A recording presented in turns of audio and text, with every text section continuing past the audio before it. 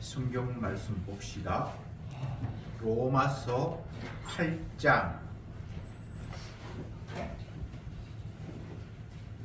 로마서 8장 26절에서 30절까지 교독하겠습니다. 26절에 이와 같이 성도도 우리 연약함을 도우시나니 우리가 마땅히 빌 바를 알지 못하나 오직 성령이 말할 수 없는 탄식으로 우리를 위하여 친히 간구하시느니라. 마음을 감찰하시는 이가 성령의 생각을 아시나니 이는 성령이 하나님의 뜻대로 성도를 위하여 간구하심이니라. 우리가 알거니와 하나님을 사랑하는 자 곧 그 뜻대로 부르심을 입은 자들에게는 모든 것이 합력하여 선을 이루느니라. 하나님이 미리 아신 자들로 또한 그 아들의 형상을 본받게 하기 위하여 미리 정하셨으니 이는 그로 많은 형제 중에서 맏아들이 되게 하려 하심이니라. 또 미리 정하신 그들을 또한 부르시고 부르신 그들을 또한 의롭다 하시고 의롭다 하신 그들을 또한 영화롭게 하셨느니라. 아멘. 아멘. 26절에 성도도 우리 연약함을 도우시나니 이렇게 말씀이 되어 있습니다.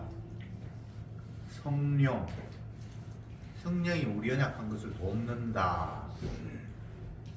그런데 그 이후의 말씀을 보면 우리가 마땅히 빌 바를 알지 못하나 오직 성령이 말할 수 없는 탄식으로 우리를 위하여 친히 간구하신다. 이렇게 기록하고 있습니다. 성령이 우리를 돕는다. 그런데 그것까지는 좋은데 우리가 기도할 바, 마땅히 기도할 바를 알지 못한다라는 이야기가 등장하고 있습니다. 요 말이 만약에 없다면 우리가 하나님 앞에 기도하고 하는 것이 뭐 그냥 자연스러운 현상이고 하나님께서 기도하라고 하셨고 또 성경을 통해서 하나님이 어떤 분이라는 것을 우리는 나름대로 알고 있는데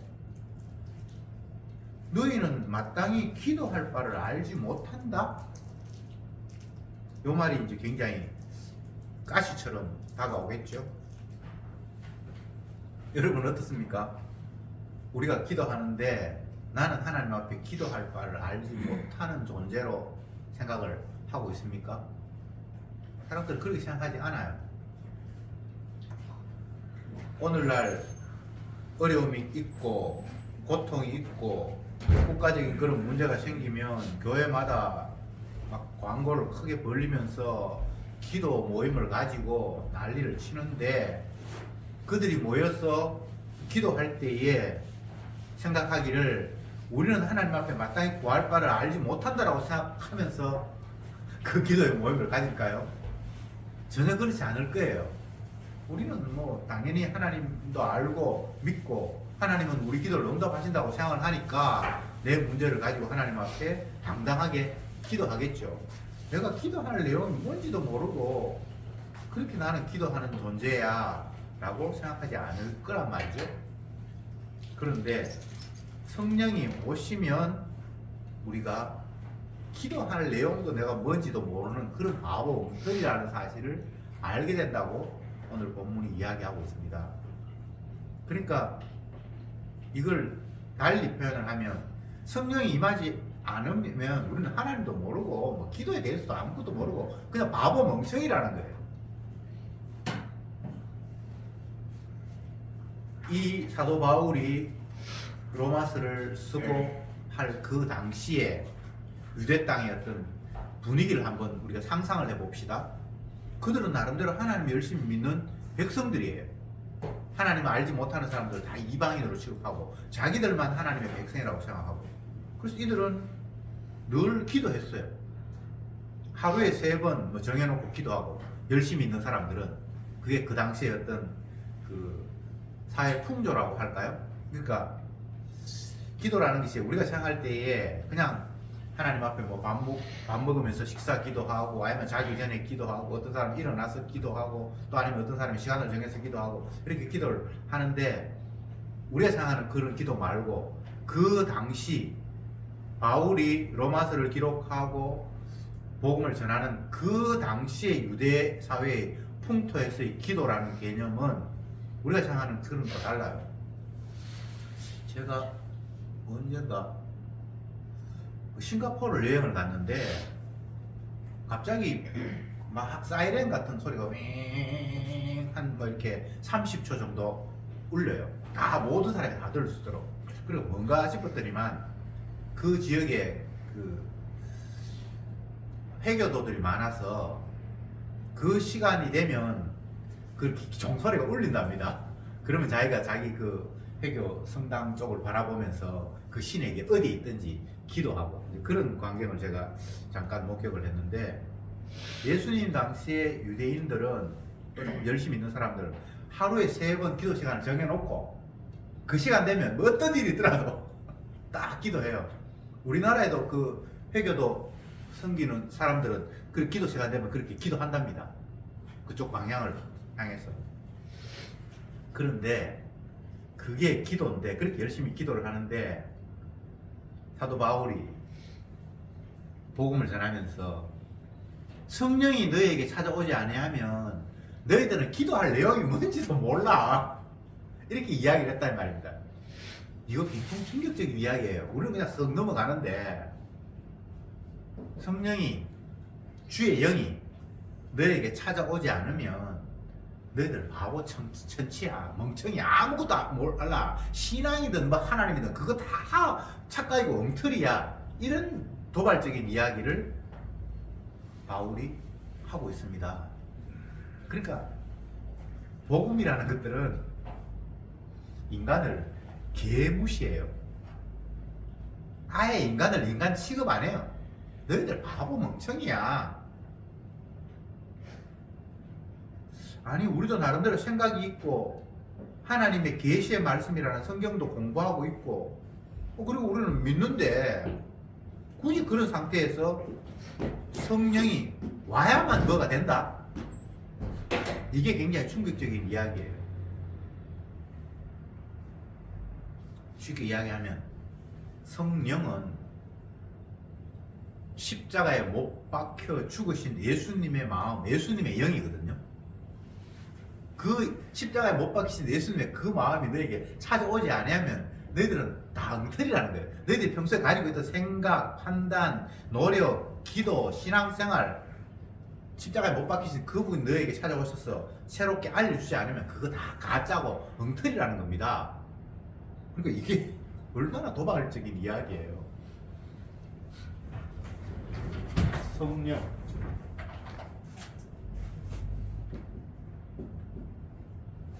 이거는 십자가 죽으신 예수님의 마음, 이게 성령인데, 이 예수님의 십자가 죽으신 그분이 너희를 사로잡지 않으면, 그분이 너희에게 찾아오셔서 뭔가 알려주지 않으면 너희들 스스로 알고 있다고 하는 그거 다 거짓이거든, 이렇게 이야기를 하고 있습니다. 이 말씀을 액면 그대로 받아들이면 성령 못 받은 사람은, 그리고 성령이 찾아오지 않은 사람은 그 생각이나 행동이나 모든 것들이 다 엉터리 없는 거예요. 최근에 제 친구가 단체 카톡, 제 어릴 때부터 주일학교 때부터 친구 된 애들이 이제 있는데, 원래 7명이었는데 이제 2명 죽어붙고 5명이 아직 그 친구로 카톡을 묶어놨거든요. 한 친구가 카톡을 보내면서 옛날 2차 대전 시대 때 히틀러가 유대인을 학살하고 막 그렇게 할 때에 본 헤프라는 젊은 목사가 신앙인이 이 불의를 참으면 안 된다고 하면서 자기가 거짓으로 히틀러 당에 가입을 하고 가짜로 그곳에 이중 스파이가 돼가지고 히틀러를 물리치기 위해서 활동하다가 결국은 39살에 죽었던 그 당시에 본 헤프라는 유명한 그 목사가 있었는데, 그 사람의 일대기를 최근에 이제 뭐 옛날에도 영화를 많이 만들었습니다만 우리나라가 지금 탄핵 국면에서 그런 게 지금 영화가 상영이 되는가 봐요. 그러면서 기독교인이 오늘날 이런 사태에 침묵하고 있으면 안 되지 않느냐라는 그런 메시지를 그냥 친구 단톡 카톡에 보냈어요. 제가 이제 그걸 보면서 모든 인간들은 어떤 사건이나 사태 앞에서 나름대로 행동을 해요. 근데 그 친구 입장에서는 그냥 우리가 평범하게 그냥 사소하게 행동하지 말고 그 옛날 히틀러 시대에 자기 목숨을 내댔던 어떤 그 본해포 목사처럼 적극적으로 우리가 행동을 해야 한다라는 그런 내용을 촉구하는 것 같아요. 근데 인간의 행동이라는 게 적극적이다, 소극적이다, 그것도 다 주관이 달라요. 어떤 사람은 그 앞에서, 지금 이 사태 앞에서 나름대로 하나님 앞에 바르게 주님께서 이 문제를 해결해 달라고 기도하는 사람이 있을 것이고, 그 정도가 안 돼가지고 거리에 나가가지고 반대하든 찬성하지 마 한 사람도 있을 것이고, 다 여러 양상이 있었겠죠. 그럼 무엇이 참이죠? 불의 앞에서 성도가 침묵하면 안 된다라는 그 말 앞에 어디까지가 침묵이며 어디까지가 침묵이 아닌지를 선을 그을 수 있습니까? 제가 이런 이야기를 하는 것은 인간이 알고 있는 규칙, 참, 의, 옳음, 이것들이 다 제각각이어서 기준이 없어요. 사람마다 지가 알고 있는 선이 다 다르겠죠. 지가 알고 있는 정의가 다 다르겠죠.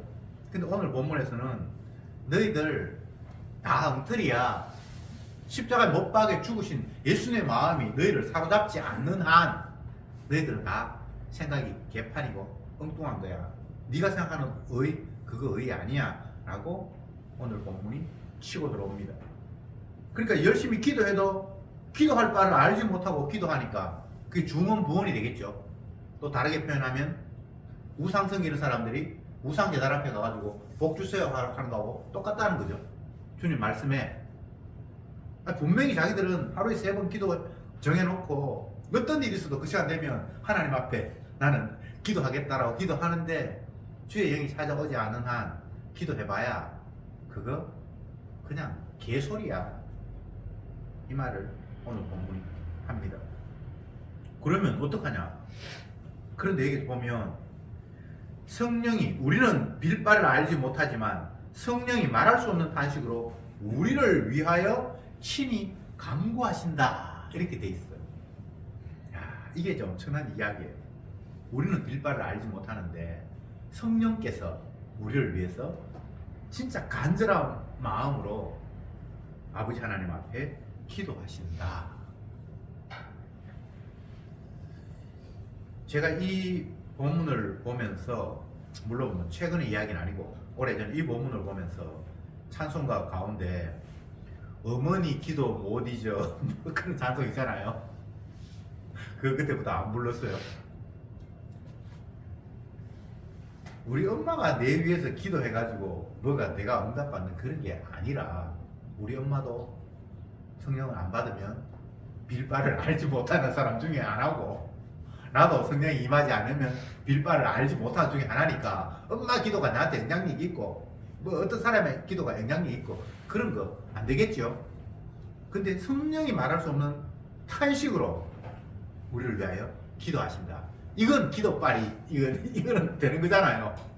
성령은 아버지 마음을 아시니까, 주님, 저 친구가 아무것도 알지 못하고 엉뚱한 길로 가고 있는데 지가 원하는 길이 좋다고 지금 저쪽으로 가고 있는데 저건 아니잖아요. 아버지, 저 길을 옮겨주십시오. 이 기도는, 성령의 기도는 이거는 의미가 있는 거잖아요. 그러니까 여러분 기도 했다고 해서 큰 소리 치지 마세요. 음식을 하든 뭐 철야를 하든 새기도를 가든 뭘 해든 내 기도 그거 별로 그래 신뢰할 거 못 됩니다. 그런데 우리가 나는 기도도 제대로 못하고 하는데도 불구하고 내가 평안할 수 있는 이유는 성령이 날마다 성도를 위해서 간구하고 계시고, 그 기도는 100% 응답되는 기도, 아버지 뜻대로 구하니까 그거는 응답되는 기도라는 거예요. 아버지 뜻대로 구하면 들으심이라. 그런 본문이잖아요. 아버지 뜻대로 구하는 분은 성령, 예수님 말고는 사실은 몰라요. 우리는 아버지 뜻 몰라요. 그냥 내 뜻만 있을 뿐이에요. 그냥 성경을 읽고 이게 아버지 뜻일 걸이라고 추측을 할 수 있는데 그것도 다 헛방입니다. 27절에 마음을 감찰하시는 이가 성령의 생각을 아시나니 이는 성령이 하나님의 뜻대로 성도를 위하여 간구하심이니라. 성령은 하나님의 뜻대로 기도해요. 아무 때나 우리처럼 그렇게 내 욕심대로 기도하는 게 아니에요. 그러니까 성령께서 성도를 위해서 아버지 하나님 뜻대로 간구하니까 그건 반드시 응답이 될 수밖에 없잖아요. 아버지 뜻대로 구하면 들으심이니까. 그러니까 우리가 기도하고 우리 엄마가 기도하고 교회에서 기도하고 이렇게 해서 우리가 안전하게 주님의 뜻대로 가는 것은 아니고, 그건 성경적으로 맞는 게 아니고, 성령님께서 자기 택한 백성을 위해서 날마다 탄식하면서 간구하기 때문에 성도를 주님께서 인도하신다고 지금 이야기를 하고 있는 거예요. 사도 바울이 내가 너희를 위해서 기도하니까 너희는 안심해 이렇게 말하지 않았어요. 성령이 탄식함으로 너희를 위해서 기도하니까 너희들은 걱정 없어, 지금 이렇게 이야기를 하고 있습니다. 그러니까 성령은 십자가에 못 박히신 예수님의 그 마음, 그 영이 찾아오면 이제 사실은 그 존재, 그 찾아오게 된 그 당사자는 이제 앞으로 인생이 이제 끝났어요. 문제가 없어요. 뭐 말할 수 없는 탄식으로 날마다 간구하시는데, 그러니까 그 기도는 아버지 뜻대로 구하는 기도고 반드시 응답되는 건데 뭐가 그렇게 걱정이 있습니까? 참, 이런 말씀을 보면 성도라는 존재가 얼마나 존귀한 자인가를 깨닫게 되겠죠. 로또 뭐 됐다고 좋다고 그러고 뭐 별 좋은 게 세상에 뭐 있는 것 같은데 그런 것과는 비교할 수 없는 거잖아요. 이 세상에 그 무엇이, 피조 세계에 그 무엇이 영원한 것이 있습니까? 없거든요. 그런데 영원하지 않은 그것을 가지고 좋다고 날뛰고 행복하다고 펄펄 뛰고 축하해달라고 광고하고, 근데 그거 얼마 갈지 모르잖아요. 다 이 땅에 있는 것들은 잠시 있다 사라질 것으로 주님께서 두셨잖아요. 아니, 내 존재가 잠시 있다 사라질 것인데 내 주머니 안에 있는 거 이게 얼마 가겠어요. 누가 빼앗을 수도 있고. 그런데 이것은 이 땅에 있는 것이 아닌 내가 어떻게 소유하거나 내 힘으로 어떻게 할 수 없는 다른 영역, 성령, 십자가에 못 박히신 그분의 능력이 나에게 찾아옴으로 말미암아 더 이상 나라는 존재는 내가 나를 지키거나 내 원하는 길로 가거나 그런 것이 아니라 나는 어떻게 가야 될지 갈 바도 알지 못하고 빌 바도 알지 못하고 뭐 가치나 방향이나 무엇을 전혀 알지 못하는 그냥 어리석은 양이에요. 그런데 성령께 찾아오셔서, 목자 되신 분이 찾아오셔서 나를 위해서 간구하고 인도하고 하니까 이제는 아버지 뜻대로 갈 수밖에 없는, 주님이 목표하고 방향한 대로 갈 수밖에 없는 그런 환경이 되었다라고 지금 이야기하고 있는 거예요. 이보다 더 안심된 일이 없잖아요. 보험도 안심 못해요. 그 사람 말은 틀림없다. 그것도 틀림이 없는 게 아니에요.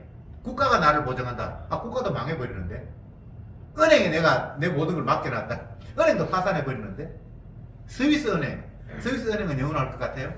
이 땅에 있는 것은 다 잠시 다 사라져버릴 것을 주님께 주셨어요. 그래서 이 땅에 있는 걸 붙들어 봐야 그건 의미가 없어요.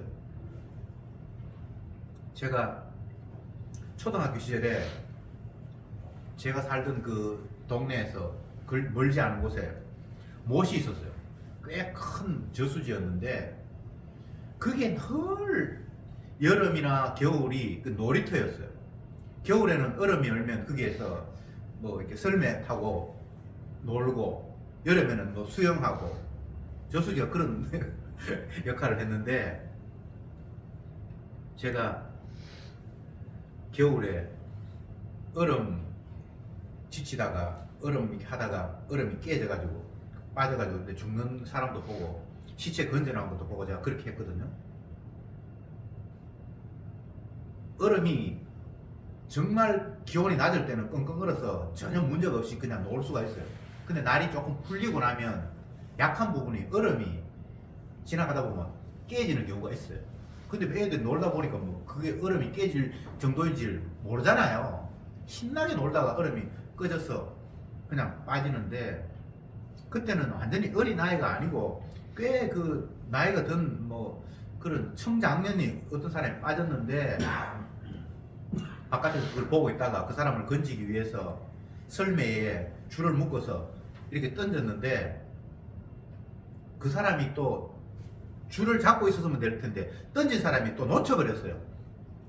그랬는데 그게 마치 바깥에서 줄을 잡고 있는 양 생각하면서 그 물에 빠진 사람이 그 설매를 막 당기는데 결국은 줄이 같이 빠져가는 그런 장면을 제가 본 게 지금도 선명해요.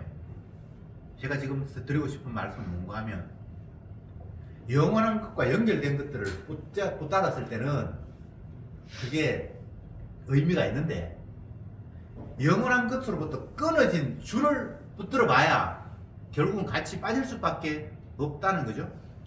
이 세상에 있는 그 무엇을 믿고 붙들고 잡고 해봐야 세상이 흔들리고 잠시 있다 없어져 버렸기 때문에 그건 우리를 지킬 수가 없다라는 걸 제가 지금 말씀드리는 거예요. 바울이 왜 성령을 이야기하는가 하면 이 땅에 있는 우리들끼리 붙들고 뭐 어떻게 해가지고 고정할 수 있는 그 무엇이 없고 나 아님 외부에 계신 그분이 나를 붙들 때만 내가 안전할 수 있는 유일한 방법이라고 이야기하는데 그 외부에 있는 게 다른 것이 아니라 십자가에 못 박히신 예수님의 그분의 영 그분이 나를 붙들 때 이제 모든 것들이 이제 끝났다라는 거예요. 바울이 이런 이야기 할 때는 얼마나 신나서 하는 이야기인지 몰라요. 너무 막 기쁘고 즐겁고 흥분해서 이런 이야기를 지금 하고 있는 거예요. 바울이 멍청한 사람이 아닙니다. 세상적인 관점으로 보면 공부도 많이 하고 엘리트 중에 엘리트예요.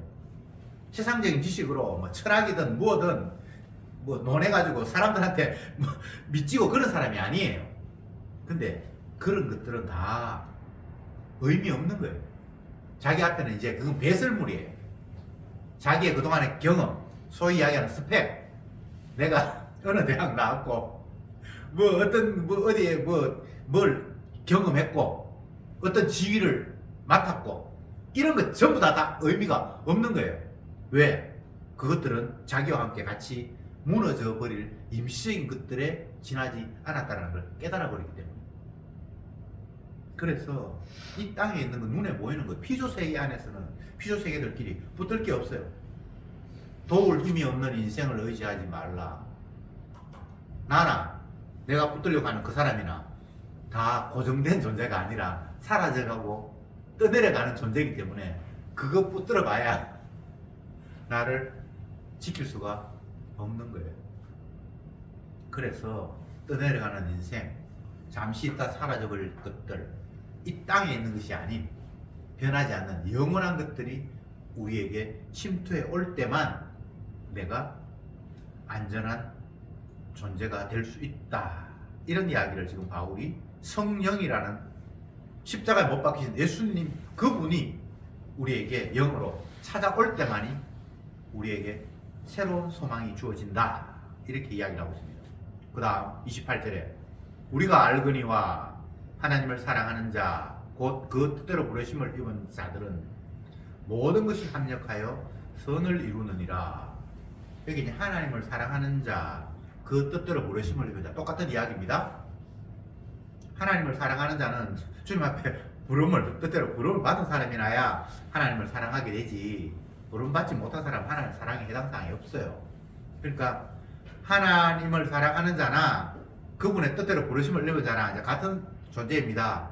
성도죠. 성도는 모든 것이 합력하여 선을 이루느니라. 이 부분도 또 중요합니다.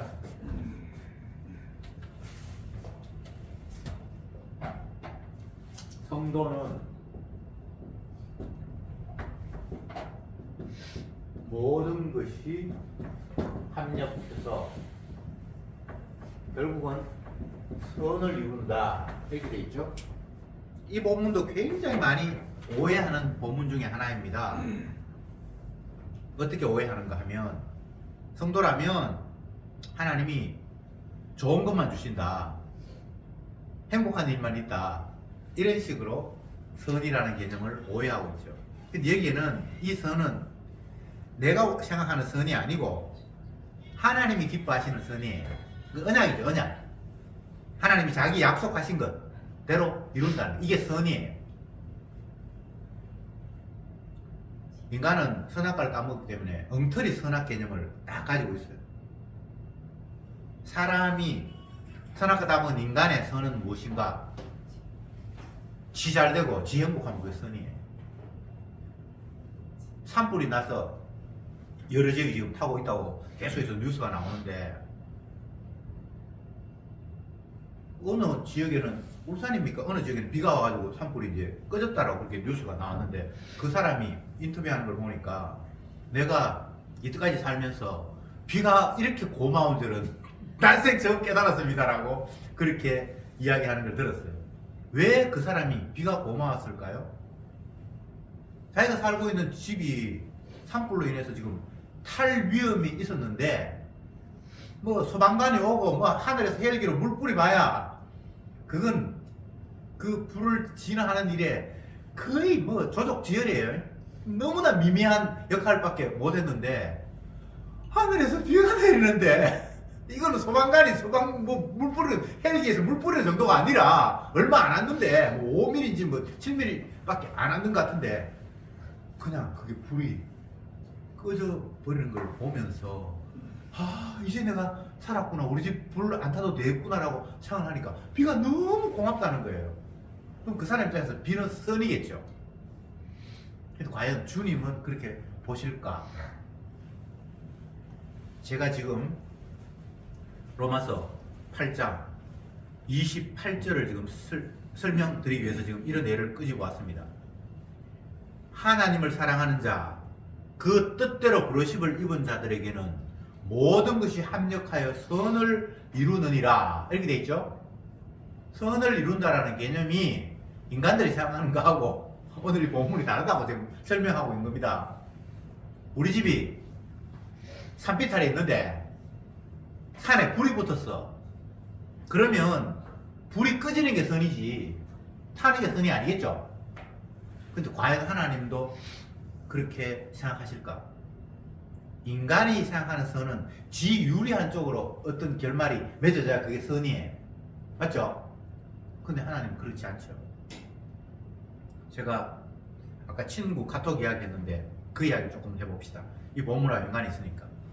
2차 대전이 벌어지기 직전에 독일의 히틀러라는 독재자가 나타나서 이유도 없이 유대인을 학살하고 전쟁을 일으키고, 그렇게 하는 상황에서 예수 믿는 그 독일의, 히틀러가 사는 그 독일의 어떤 젊은 목사 한 사람이 이건 도저히 안 되겠다, 이유 없이 사람을 죽이고 전쟁을 일으키려고 하고 유대인을 막 그냥 죽이고, 그래서 자기가 거짓말로 그 나치당에 가입을 해가지고 비밀을 캐기 위해서 스파이 노릇을 하고,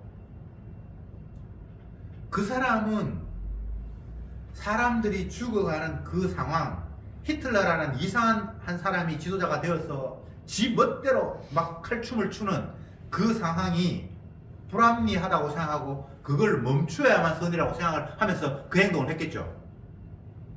근데 그 당시에 몇몇 독일의 목사들이 뭐라고 이야기를 했는가 하면,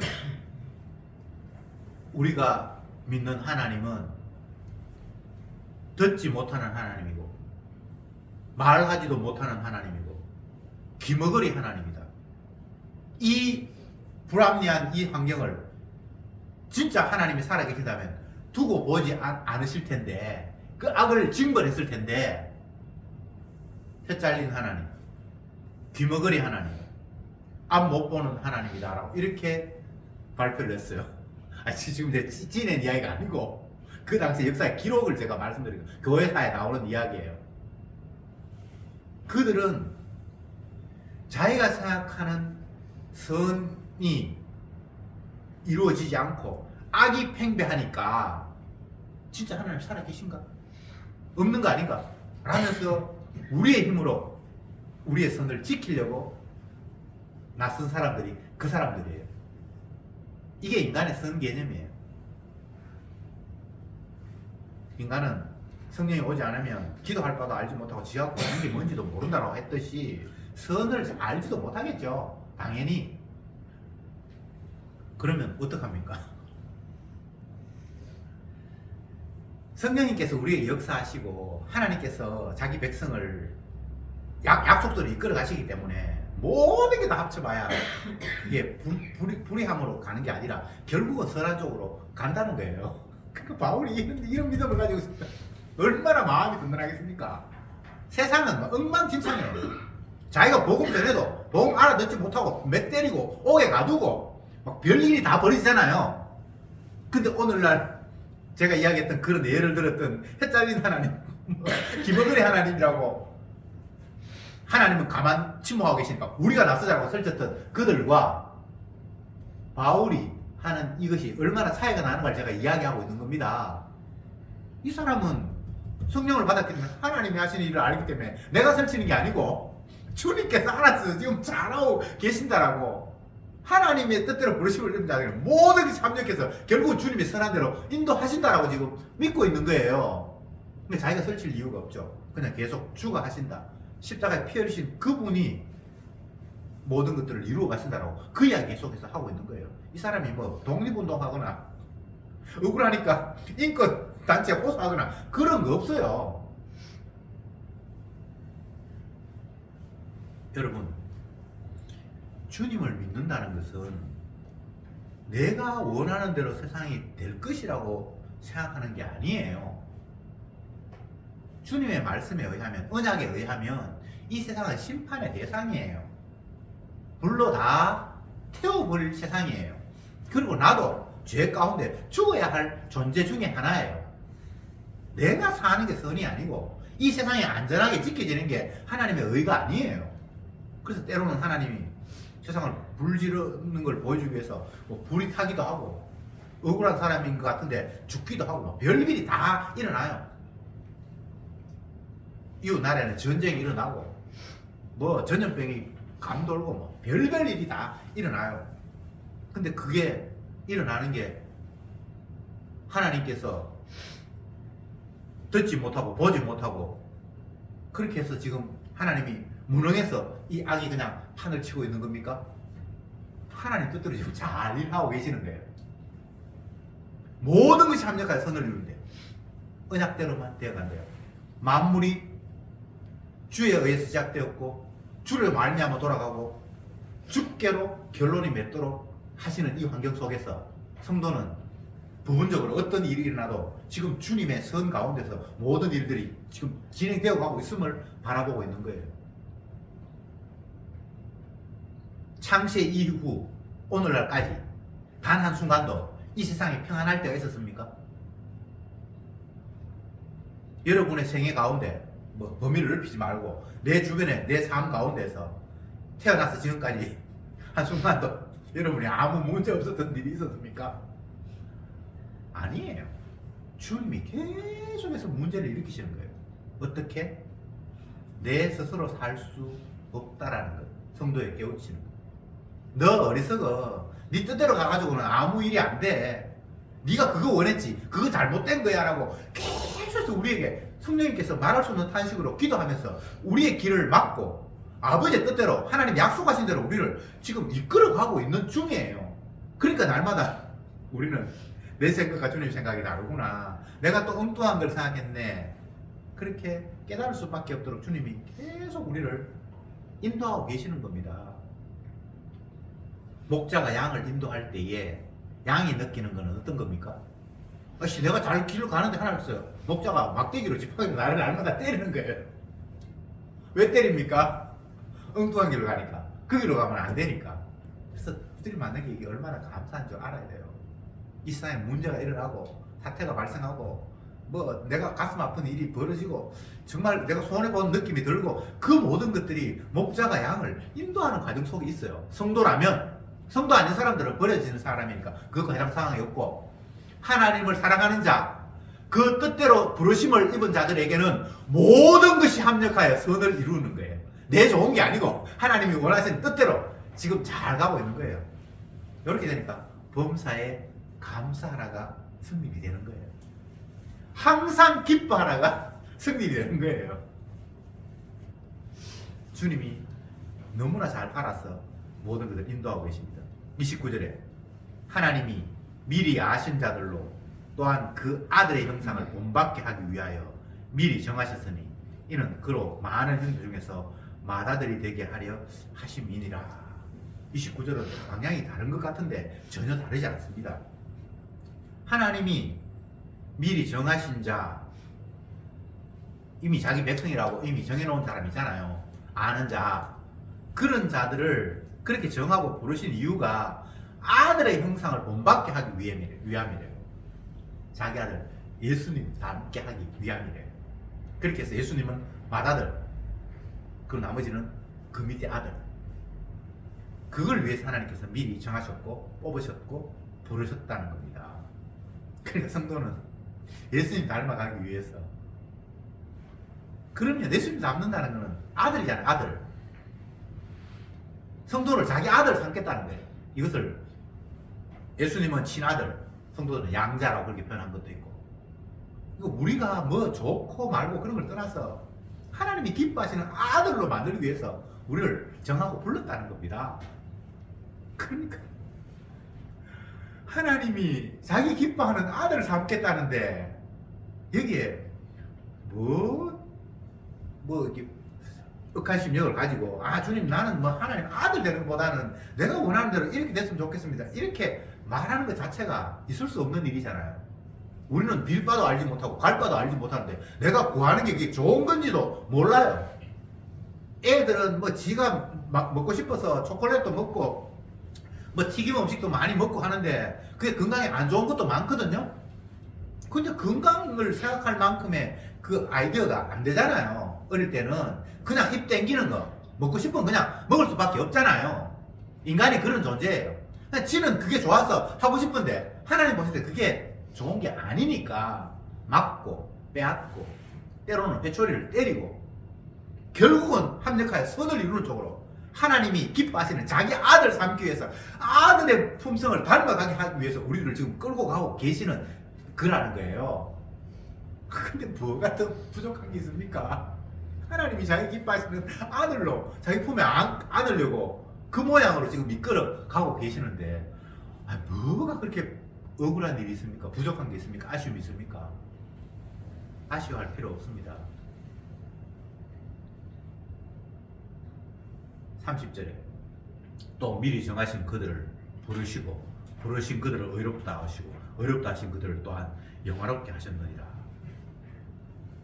여기서 보면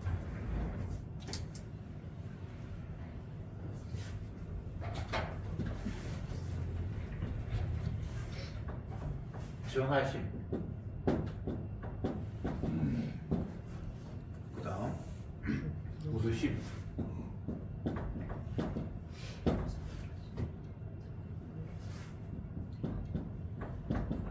의롭다, 그 다음에 영화롭다 하시고,